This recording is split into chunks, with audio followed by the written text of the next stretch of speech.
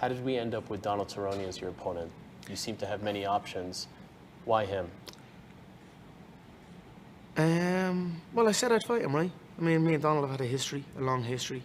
Well, not a long history, but we've had a history. It's an exciting bout. It's a fan-friendly bout. It's a fight that excites me, and it's a fight that I said I'd partake, and I appreciate it. I appreciate Donald, I have to say. You know, he's fought a lot of times, and since the last time I saw him at that Aldo press conference many years ago. He's gone on and fought so many times. He's also a family man, and with his grandmother and these things. I appreciate that, and I respect that, and I also respect the method he went about with the proper whiskey. And you know, there's so much work goes into these things, and to see that bit of respect, I appreciate that, and I look forward to having a good bout. And I know you're not interested in that, and I know you said that wasn't the wrong way. But for me, in this part of in this time of my life, that is the right way to go about it. You know, and especially now. And I'm happy to come back and have my comeback fight in the beginning of my season against Donald, and I look forward to it. It's going to be a good night, and I'm going to shine here on January 18th. I'm going to create magic inside the octagon like I have done many times before, but this is going to be something special. So the opponent and the weight was your decision ultimately, right? You could have made this at 155. I'm underweight right now, so. How much do you weigh on this Friday before the fight? I'm underweight. I'd say 160 and a bit. So why not make him... I know, I could have. I just don't think he looks well at 155, right? He does not look well at 150. He's a 170 fighter. So don't you want him to suffer on the way to the... Why would I want someone to... I don't care. No, I could beat him if he fought. I'd beat him any bleeding. I'd beat him at any weight. I'd beat him when he bleeding. You know what I mean? I'd beat him if I had the flu. Right. So, like, I don't need... You know what I mean? I don't need that. I just want to focus on my training and keep me sharp. And, you know, I don't got to cut and then build and then cut. It's not... You know, I'm happy where I'm at. And also 170 is an exciting one for me. I like 170. I like what's going on in the 170 division at the minute. You got Jorge with that belt. You got the other guys with fighting for the belt. And I like all what's going on at 170. And I feel good at 170. I feel energetic. It's what I weigh. It's what I weigh. And that's it. So it opens up so many more options, right? So you're done at 155? No, I'm not done at 155. No, hey, I could make 155 this fight, no problem. But I just want to go in fresh and as it is. Let the fight play as it is, and then open up all my options. Hello, everyone. It's Ariel Helwani. I just came here to thank you for watching our ESPN YouTube channel. It's the best. You know what else is the best? The ESPN app. You can get highlights, analysis, all that stuff and more. And if you want premium content and live streaming sports, there's only one place for all of that. It's ESPN Plus. When it's time and everything's against you and it's time to quit, to have a talk to yourself like, not today, motherfucker.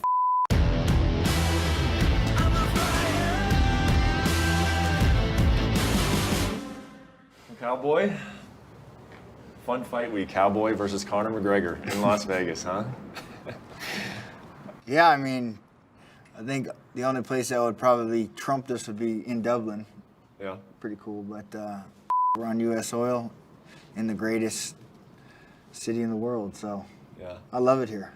What do you love about it? I like how all the restaurants are open all night. Yeah, just everything. It's just moving, fun. What I really like about Vegas, if I was going to take you to Vegas, the best of everything is here. So if I was going to take you to see music, always the best of the best is playing. If I'm taking you to see Cirque du Soleil, the best of the best is playing, you know? So when you come on the entertainment side, the best of the best, right? So I feel honored to be headlining the best of the best card of the year. So it's cool to be here. And how about fighting here, coming in knowing you got a fight week in Vegas? What's the difference here than in perhaps, you know, some of the other places that you fought at? I'm just familiar with Vegas. I fought here a lot. Been coming here my whole life, so it's kind of like a second home, you know. It's not, I mean, they got the PI here, it makes you really comfortable. It's not like you're in a hotel somewhere in a country that you don't know, right? Like everything's real fluid and easy to go, so there's no guessing. Can you remember the first time you ever fought in Vegas? Oh, man. Yeah, kickboxing years ago. Yeah. And what was that like back then? The kickboxing scene when you were first getting a fight in Vegas?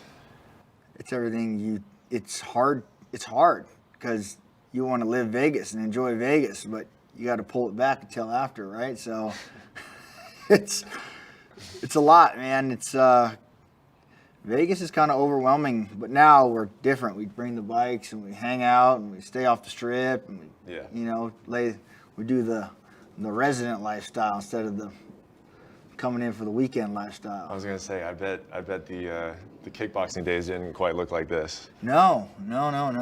I still drove. I think there's a lot more of us packed into a smaller car. And same drive, same journey. Yep. Just the vehicle changed. Yeah, I was expecting to see an RV, the 4 wheels, rather than the whole. And they were so concerned about the RV and it being at the PI and UFC Connor was? training. Yeah, it was like a deal. It was like a big. So I just said, you know what? I don't even want to give it that energy. I don't even care. Yeah, it was like a problem. They were worried about the RV being there, and if Connor walked by, I was just gonna get a big soap pen and said, "Come in for a beer whenever you want." So Yeah, what's gonna happen? What are they worried about? oh, if they think I'm gonna fight Connor for free at the PI, they're crazy. Yeah, no way. Absolutely not. Maybe they're worried about him throwing things at your RV. I mean, he has a history of that. Yeah, I don't know if he's foolish like that. I don't know. That would be. I'd come out guns a-blazing. So you drove in Saturday before the fight, Yeah, Saturday before the fight. and you're on the bike the whole time. To meet you for this interview. I had to really rearrange my whole schedule for you. I was being kind of annoying, saying we Yeah, had you to know, get you in early. Yeah. No, I didn't ride the bike. Yeah, hell no. That would have been an ass whipping. Yeah. Oh man, 9 hours on a bike. Yeah. I've been to Sturgis. We did that. That was like a 3-day ride. On baggers though, nothing like these. These are like little city hopping around bikes. I mean, there's probably some guys out there like, "Cowboy, you we ride that across the country," but Yeah. I'm like a fair weather, small mileage kind of riding guy. You know what I mean? Yeah. I mean, we go out there and drive all the time, but it's half hour here, hour there, like cruising, stopping, playing. You know. Yeah. It's crazy. You never thought you'd just drive roads. Because you'd never get in your car and just go drive down an empty highway, you know. But you get on your bike, you guys just go cruising. It's funny. You're like, man, I would never just hate driving, you know. But then you get on the bike and it's fun, man. It's really fun to get a big group of guys and go cruising around. Everyone playing, passing cars, zipping, zanging, rolling. Well, so you brought the bikes. Are you going to do any of that this week? Oh, of Is that course, why yeah. they're here? Yeah, of course. Go riding around, playing. So for the drive up from Albuquerque, though, you were in the truck. Yeah, in the truck and the trailer. The trailer's at the PI right now. We just Okay, so you did still bring the trailer. just like a car trailer, like a toy hauler. Okay. Yeah. Okay. What's going through your mind? What's your mood like as you're getting in a car and driving to Vegas to fight Conor McGregor? Oh man,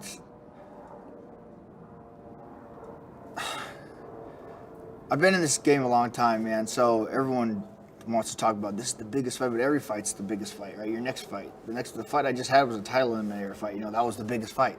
Now this Conor fight, the biggest. But this one really is, man. This is like a lot of eyes on this one, but like mentality-wise, it's just another fight in Vegas for me, man. I got to go do what I love, and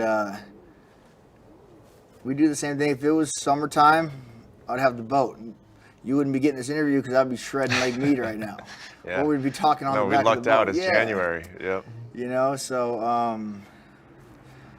like I said, same crazy business as we always do. It just nothing's changed. Although I feel like you've thrown on the wetsuit and gotten in some pretty cold water before. Yeah, it's haven't real you? cold right now though. Yeah. You feel this air, you're was like shivering. 30 you degrees live here in last Vegas night. and you're shivering. Yeah. You That's know? why I'm shivering, is because I live in Vegas. It's Yeah. cold right now. Yeah. What? When you come here and you settle into this house, and you've got the bikes and you got some fun stuff going on. How much are you thinking about the fight? You know, days out. 100%. You're thinking about the fight. Of course. I'd be stupid not to. I mean, all the fun and the extra activities I do just give my brain a break from thinking about the fight all day, all night, right? We get on those bikes and you're just cruising.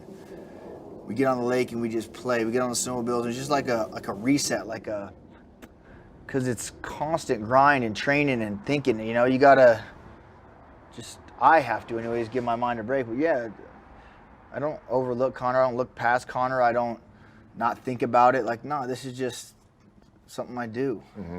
So I'm 100% all in for this camp, training and playing.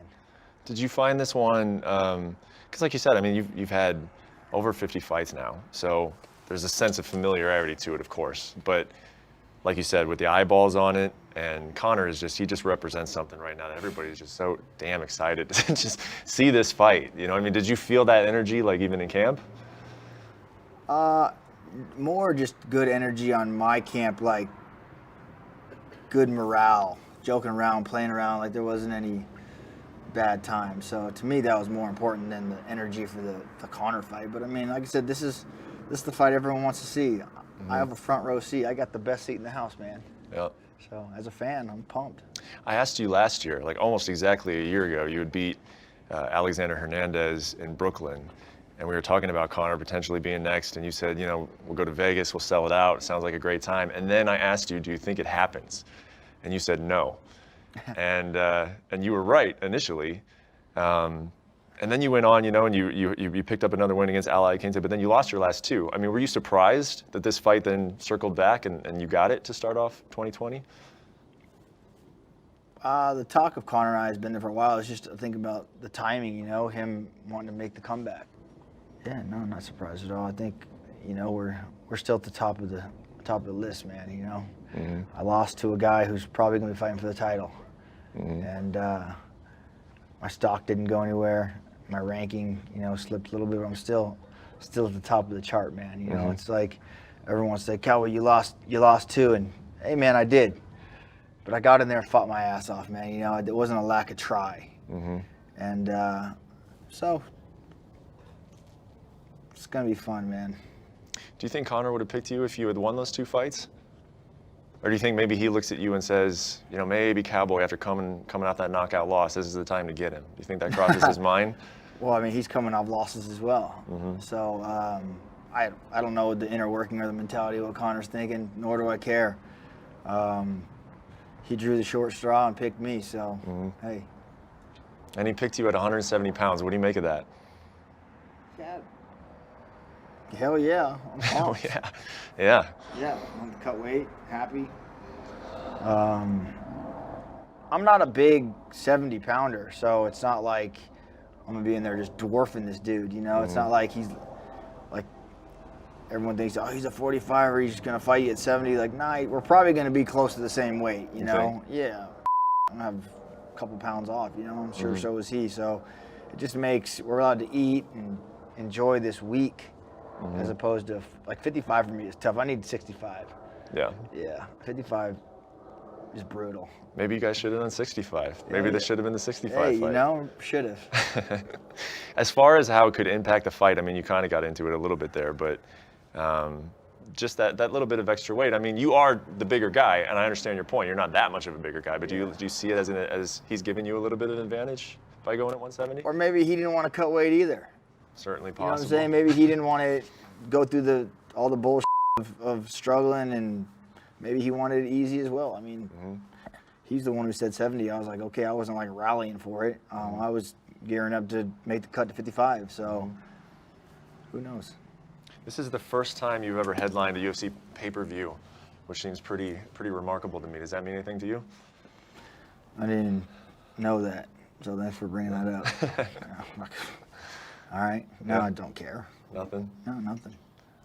How Don't about have an answer for you. How about this week? What are you expecting when you guys get in front of each other in a press conference? What would you like to have happen? Anything? I'm excited. He's a witty, you know. There's gonna be some funny he says, so I'm excited, man. But no, I'd imagine he's gonna. I have no idea what he's gonna say. Like I said, I'm excited as you are, man. He's a master with words and does very well at selling fights, so should be entertaining. You think he comes after you, or you think this is a respectful fight build-up this week? No idea. What's he gonna come after me for? That's my question. Like, what are you gonna say? Last time he came after you, it was what? Stiff, stuck in the mud? We're not fighting in the mud, are we? So, I mean, whatever. I'm excited to see what he's gonna say. Don't know, don't care. As long as he doesn't talk about my grandma and my family, that's really all I care. Other than that, say whatever you want. I'm gonna laugh with you, man. Yeah. So. I mean, part of the deal about headlining a pay-per-view is some of the things that come with it, though. Like you get to be doing something like a press conference where we don't even see those for all of these fights anymore. You know, I mean, they really save those for like the big fights. You know, and you've been doing this for a long time, and it's like the sports world is kind of stopping and paying attention to this fight. You know, and do you enjoy that? Do you relish? Yeah, do you relish it? Oh, of course, man. Like I said, the journey to me of all this is the important part. You know, looking back and like, wow, man. You know, that was cool. You know, looking back one day when I get to sit back and remember this week, and yeah, it's awesome. I love it. Talk about this house and where you found it and why you liked it and who's here with you. Well, my son gets here today, so I wanted a pool. So this house has a pool, indoor pool. A pretty interesting one, yeah. Yeah, so to me, it's like a no-brainer. That's all I need. Oh, it's got a pool, cool, you know? I got all my coaches and training partners here with me, and it's just fun to all be in one house together. So everyone thinks, oh, Cowboys got all kinds of money. Really, it's cheaper all being in one house than it is to get a bunch of hotel rooms, so. Yeah. And what are you guys typically doing? Like, are you cooking dinner? Are you having like team dinners? Are you playing games? Like, what are you doing during the week? Yeah, all that. Cooking dinners, playing games, screwing around. We was down on Fremont walking around watching the show last night. You know, it's fun. They had Spandex Nation, so it was like a bunch of 80s music. It was fun, man. It was a good time. What do you make of, I know you've been asked this question a few times during the build-up to this fight, but what do you make of Conor? I mean, he was on top of the world in 2016, and then he sort of disappeared. He had a big fight against Mayweather where he got a whole lot of money and a whole lot of fame, and it seemed like he, you know, got in some trouble a little bit. I mean, you've known him throughout that entire time, not really well, but, you know, you're part of the sport, and you've been around him. What do you make of who he is and sort of the transformation that he's had over the last 3 years? Oh, I'm not going to talk about him as a human, man. That's his own business. Sucks the guy's under a microscope, everything he does. Everyone follows and watches. You know, everyone makes mistakes. Just the media and everyone dwells on him. So that's him as a fighter, man. Like you say, he's on top of the world. He got in there and fought what I think one of the best boxers to walk the earth, you know? And dude's a double champ, knocked people out. Stud, man. He's here because he earned it, you know? He did a very good work of building UFC, building his name, building his brand. And that's hard work and dedication, man. He's a hard worker, and as an athlete, stud, you know? So I think he earned all this. And when he was coming up and he was doing all that, you know, if there was one single knock on him, there were some people who said, hey, he gets a little bit of preferential matchmaking, that the UFC wants to see this guy do well. And there was always, for a long time, there was that question of he hadn't fought a wrestler. Do you remember that? Sure. Did you buy into that narrative at all? I mean, did you think that there were potentially holes that we hadn't seen in Conor's game, even when he was doing really well? I think everyone had those same questions, you know, but then they'd match him up and he'd go in there and get it done. So I don't know what the UFC brass had, if they were babying him, if they weren't. I mean, it just, look, man, the guy's a two-time champ, you know, 2 different weight classes. He got it done. So who am I to sit back and say, nah, you shoulda, you woulda, you coulda, but you didn't. But you did. Yeah. So, yeah. What'd you think of his fight with Khabib? Everyone, I mean, Khabib's a animal. You just take people down and control. And so I kind of figured if he didn't knock him out, that was the outcome it was going to be, you know. But, yeah. Did you see anything from Conor's ground game that led you to think that it was getting better? I mean, how would you assess, just forget you're fighting him, just as another fighter, how was his ground game in that fight against Khabib? It's hard to say. Khabib's have such great takedowns and such great control, you know. So it's hard to measure someone's success. You don't really see much of Conor's ground in any of his fights, right? So for him to be like, well, how did he come from the Diaz fight to the Khabib fight? Like, Khabib controlled the out of him on the ground, you know, so it's hard to gauge on that. You don't know what Conor's been working, what he's doing. I'm sure he's in the gym working on that. It's not the kind of guy that's just gonna be like, I don't need to worry about the ground. So I'm sure he's working and thriving there. How about his cardio? That'll come up a lot over the next week. You know, we'll be talking about this fight. Where does Cowboy have the advantages? Where does Conor have the advantages? I guarantee you almost everyone's going to be saying Conor runs out of gas in the 3rd and 4th rounds. What do you see in his cardio? Yeah, he just puts a lot into every punch, man. He does. He goes out there and tries to finish. So I bet the dude's got good cardio. I think he just tries to take your head off every punch. So Yeah. I don't care who you are. You give 100% every swing, you're gonna tire a little bit, you know. Yeah. But I'm sure again that's been addressed, and I have good cardio, so I'm looking. You know, we prepared as he's gonna be full throttle 5 rounds. You know, I'm not thinking, oh, I'm just gonna go in there and he's gonna tire after the first round. Like, nah, I'd imagine he's training hard and he's ready. And knowing that about him, like you just said, that he comes out kind of guns blazing in the early round. Donald, you can disagree with me, but you know that this thing is out there that people say you're a slow starter. Are you a slow But starter? why would I disagree with you? If the shoe fits, wear it. Yeah. Yeah. Yep. So, yeah, I don't even have a rebuttal for that. You know, like Yeah. you're slow. Yeah, you know I am. Yeah. So, you know, we've been working on a lot of things trying to change that, but man, who knows? We'll see. Huh. Wonder what cowboy he gets. That's what one. Yeah. I mean, the on fire Connor early versus the slow starter Cowboy. I mean, what did you do in this camp what is the strategy on Saturday night to make sure that you do not start slow against Connor? The same strategy I have all 50 fights. Go out there and try and kick ass. You know, it's just, it's so crazy because this sport is just you. You don't have a team to fall back on, right? Like some nights you're on fire and you feel great. Some nights you don't. So it's just what day is what day, you know? But yeah, of course we address that. Every camp, we work on it. We work on coming in, going hard, but it's just such a mental man. You think every fighter basically has that? It's just I for know whatever for a fact, for whatever reason we talk about yours more. For sure, man. Everybody's scared to death out there. You know, I mean, we're fighting on the biggest stage with all the eyes. Like, there's a lot of pressure. There's a lot of like, you need to perform, and man, it's weird. It's a mental game. Do you get like any type of indicators the week of like where you're like, no, you know, I'm feeling this way or I'm feeling that way, like so this is a good sign? How I feel today has no effect of how I feel on Saturday. Could change like that. Yeah. I could feel great all week, even Saturday all day. Then as soon as I get in the locker room, it's like, ooh, you know, or I feel bad all week and get in there and it's a different story, you know, like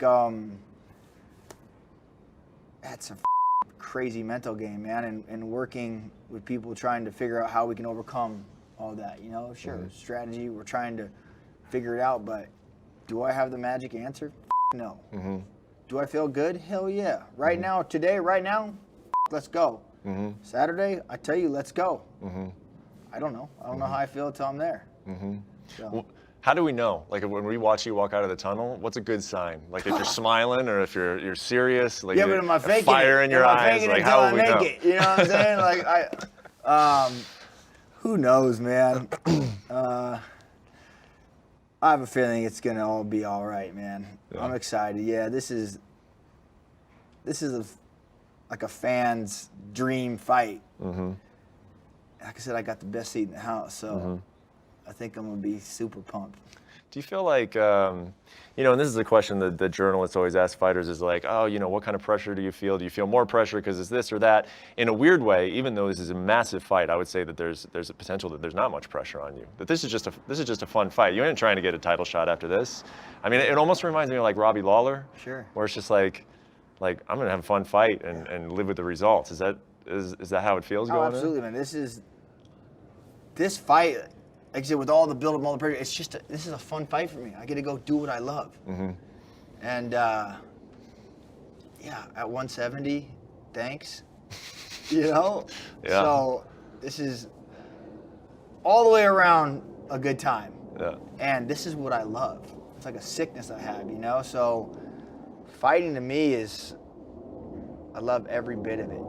Do you love one part in particular? Like, what is it like? If you could only experience one part of this fight week, like Cowboy, you only get to have one part of it. Which part would it be? Oh, the fight. Yeah. That's a no-brainer. Like right when the bell rings. That's. Yeah, let's go. Yeah. To me, that if I could only pick one, that's what it'd be, the fight. Yeah. But I don't. I get to enjoy it all. Yeah. You know, and 2 years from now, we're gonna be sitting here talking again. You know. Yeah. You say, remember when we were in Vegas? That was fun. Yeah. What'd you take away from that Vegas experience? You're going to be asking me. That's a question I would ask you. Yeah. What do you make of him? Seems like he's coming back, and it's I guess it's a little bit to be expected that you know, after all he's been through, and he's only made one appearance over the last 3 years. That he's saying things like, you know, this is a season now. This is the start of something where I'm coming back and I'm going to be part of this sport again in a real consistent way. And along with that, you know, he's talking about Jorge Masvidal, and he's talking about Kamaru Usman and a rematch with Khabib Nurmagomedov. You sitting over here, like he's fighting you in 7 days. Like, how does that make you feel, like watching him talk about all these other things that are to come in 2020? Oh, like we touched on earlier, Conor's amazing with words, and he likes to lay his plans out there. You know what I mean? So I'm not taken back or put aside by him thinking he's like overlooking me. Like, the guy, that's just who he is. It's what he is. If it was anybody else, it'd be, you know. But hey, man, I'm glad he's back. He did so much for the sport. He can still make all those fights happen even after an ass whipping from me, you know? That's cool. You can still go fight all those guys. I'm sure everyone's going to be happy to fight you. Yeah. So, yeah, it's, you know, I'll just put a little kink in the hose, but he'll figure it out. A lot of people I talk to about this fight, and I have talked to quite a few people, you know, how do you think this fight's going to go? Give me a prediction. Every single one of them says Cowboy needs to take him down. Cowboy would be smart to take him down. If he takes him down, then Conor gets tired. You know, we've seen Conor maybe have some problems on the floor. Cowboy's really good on the ground. A lot of people don't know about that. Almost 100% say you should take him to the ground. So I'll ask you, Cowboy, are you going to take Conor McGregor to the ground on Saturday? You know, I probably should, but I don't think I will. I like to fight too. You know, I like to get in there and throw down. Everyone says his stand-up is amazing, so why not go and test it? Everyone says, you want to just stand with him, you're going to get knocked out. That's such a stupid game plan, such a stupid decision. But it's my decision. It's my stupidity. Who the f*** are you to tell me what I can do? You know? I know who I am. I look in the mirror, I know exactly who I am, man. So I got to go and make the decision. I want to. Why wouldn't I want to stand with one of the best? Why not? Can I take the punch? It's a question I want to know. Yeah. Can he take my kicks? Question I want to know. Yeah. Yeah. You know? Maybe Conor will shoot on me. And I'll do just like Perry and say, oh, yeah, let's go. You know? Your eyes got big when Perry shot on you. That was a strange thing. Yeah, I didn't even try to defend that. I was like, oh, yeah, go ahead, take me down. But anyways, back to Conor. I'm sure he's working his wrestling defense. I'm sure he's working his offensive wrestling. He's very intelligent, that guy, as a fighter. You know, there's no areas that he's going to put himself into that hasn't been addressed. So, you know, I'm sure he thinks I'm going to take him down, so I'm sure he worked the takedown defense, and I'm sure he worked sweeps and submissions and defense. Like, the guy's going to be prepared, as are we. Right? As are we. You'd be a fool to think I'm sitting here saying all Conor has is a right hand and that's all we need to worry about. You stupid mother. You know what I mean? Yeah, do I play? Sure. But man, we put hours in the gym. We have a huge team of guys that are behind me and support me, and their sole job is to watch film and train me exactly to what we're going to do. So it's just funny that people in the media that just have things to say can voice their opinion with social media now. It's amazing to me. But you know what? It's my decision. I got to do what I want to do. So yeah, I'm going to stand and I'm going to play. You know what I mean? Yeah. And what does your team think of that? The guys that you just said, they come out, they spend time out of their lives, they go to the ranch. Are any of them telling you, Cowboy, we want you to take this guy down? And you're having to tell them no. Oh, well, the best thing I like about my team is none of them try to ice skate uphill, brother. So they're not going to try and swim the other way up the river with me, you know? They know. They're going to be like, you're going to stand, we're going to make it exactly what we need to do. This is what we need to do. This is what we need to be aware of, right? As far as game plan, this is probably the strongest game plan I've ever had going into a fight. Really? The strongest team I've ever had going. Oh, of course. Yeah, usually I just go in there and say, let's rip it. Let's go. Yeah. Yeah, we got a game plan. You know, and if the game plan don't work, we got a backup game plan to go for that one. Mm-hmm. You know, and man, it's the journey, right? Yeah. Sitting here talking to you in 2 years, you're gonna be like, God, that game plan worked. Who do we need to thank? So you gotta thank all the people on social media, because if it wasn't for them, I wouldn't know what the to do. You're getting advice every day. Man, right now, while your phone's turned off, I bet. I need to hire those people. the guy sitting there in his mom's basement hacking away, Yeah. I need to bring them on and say, you know what, I think I need to hire. You want 10%? I'm gonna give you 20. You just need to tell me what I need to do. What would be, well, first off, actually, why game plan so much for this fight? What was it about this fight that you wanted the game plan for? Oh man, I'm 2 losses in a row. 3 are really chapped my ass, buddy. Mm-hmm. So, yeah, I just need to change something, right? Yeah. Something's got to change. It will, because honestly, man, I saw you backstage after the Tony Ferguson fight, and you looked happy, man. I mean, you did not look like somebody who was agonizing over the fact that they had lost a very important fight. If you beat Tony Ferguson, you're probably getting a title shot. And you looked happy walking out of that arena. I wouldn't say happy.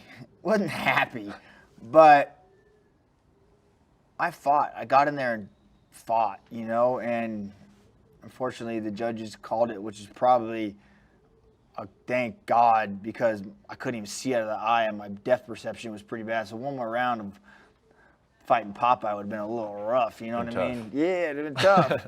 About to swallow up the other one. Yeah. So, but no, man, I went in there, great training camp. I went in there and fought, and that's all I can hope for, man. You know, is being in this position as like a role model, trying to teach these younger kids coming up, these younger fighters and younger generations out there. It's like, man, you got to be able to hold yourself to some kind of standard, man. I can't just fight and make an excuse and blame.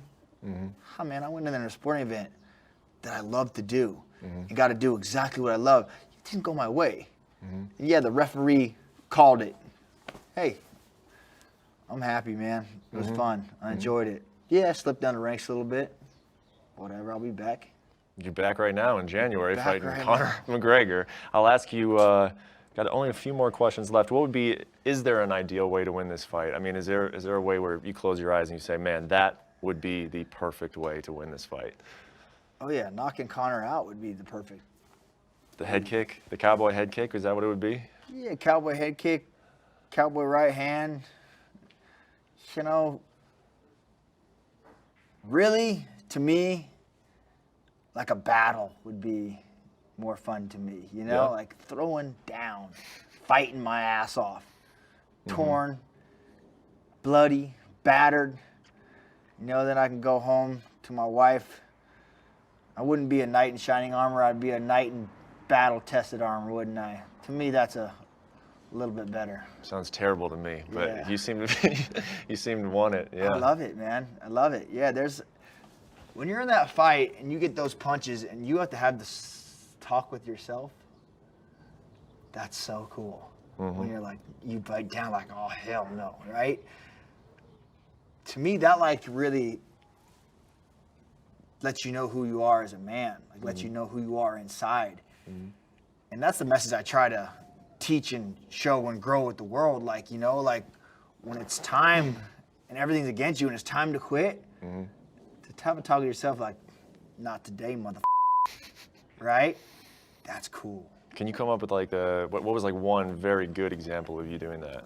That was going through your head that maybe we didn't even know. Yeah, who's the guy that does this? What's his name? Eddie Alvarez. Yeah. So he put me in the clinch, hit me with like 48 unanswered uppercuts. Like right off the bat, right? Right off the bat. Kaboo, kaboo, kaboo, kaboo, kaboo. And I remember it. I was like, oh, and then you just bite down like, oh, hell no, you know? Same thing with Gaethje, right? Socked me, dropped me. I still wanted to go. I was arguing with the ref, like, no, it's still good. Yeah. And then I watched the replay, I was like, whoo! The replay is different sometimes. Yeah, my mind telling me one thing, but my body's telling me no. You know, so mentally I wanted to, and I was upset. Like, you called it early, but then I watched the replay. I was like, ooh, maybe he didn't think it. Yeah. So Maybe that one was all right. Yeah, but it's like having that inner fight is cool, and even like in the back, warming up, all that's still up there. Mm-hmm. You gotta go do it. Mm-hmm. God, it's like a sickness, you know. Connor's got it too. Same sickness. He wants to go out there and all eyes on me. Yeah. Right? Yeah. How about like early in the week, like when we came in, you guys were playing cards and you guys are having fun, and then later today you'll do whatever, you'll do some workouts or whatever. But like when you go to bed and you're on your own, like what kind of emotions are going through your mind knowing that you're gonna get in a cage fight in a few days? Yeah, man. So 3 years ago, if we were sitting here talking, I would have told you I was a wreck, going to bed at night. Yeah. Over like the last year, that kind of I've been able to not dwell on that. You know, I go to bed just fine. Like last night, we went down, jammed out some 80s hairbound music, came in, took a little dip in the pool, just went to bed, you know? So I don't really, my nights don't get overtaken anymore. My days don't get overtaken anymore. I don't know if that's maturity, if that's being the dinosaur left in this game. I'm not sure what it is, but I'm happy because that was the hardest part, like the weeks and the days and the nights leading up, you're just like racking your brain, like, oh, right? Like, God. So I'm glad that's over. Yeah. So you asked me the week leading up to this fight, I'm gonna sleep great. Good. I'm gonna get on these bikes and I'm gonna ride, and I'm gonna do media day, and I'm gonna laugh my ass off at Connor saying crazy Yep. and I'm gonna enjoy it. Yep. Yep. And I'm gonna enjoy the weigh-ins, and they're gonna be sold out, and the roar of the crowd is gonna be amazing. I'm gonna walk out of that tunnel on Saturday night, and I'm gonna be gung-ho, ready to go. So I don't know. You're here to enjoy the experience. You're not thinking about what's next. But if you beat Conor McGregor, what does that mean for you? At this point in your career, you already hold the most wins in UFC history. What does a win over Conor McGregor do, other than just a win over Conor? I don't know what's next. I haven't given it any thought. I'm worried about Saturday, man. I haven't sat down with my team and thought, oh, what are we gonna do next? What's the rest of this year look like? So come Sunday, we'll probably figure that out. But right now, I'm going to kick some ass, man. This hard-working, all-American Budweiser drinking Cowboys coming to kick some ass, man. And I'm pumped. I'm excited. I'm strong, healthy, and ready. Thanks for watching ESPN on YouTube. For more sports and analysis, download the ESPN app. And for live streaming and special content, subscribe to ESPN+.